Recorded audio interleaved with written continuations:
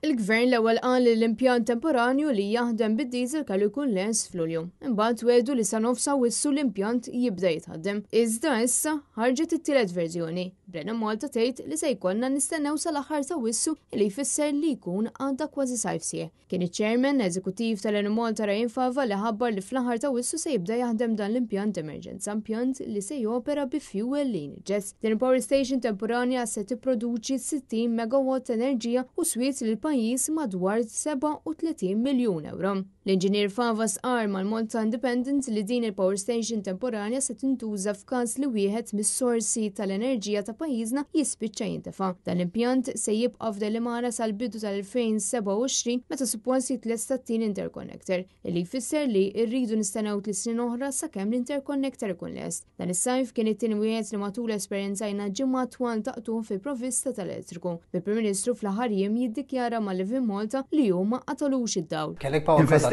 Investejna, ħanidlek l-għala ma kellix, għax. Ma kellekx? Le, jien kont wieħed milli ma kellix.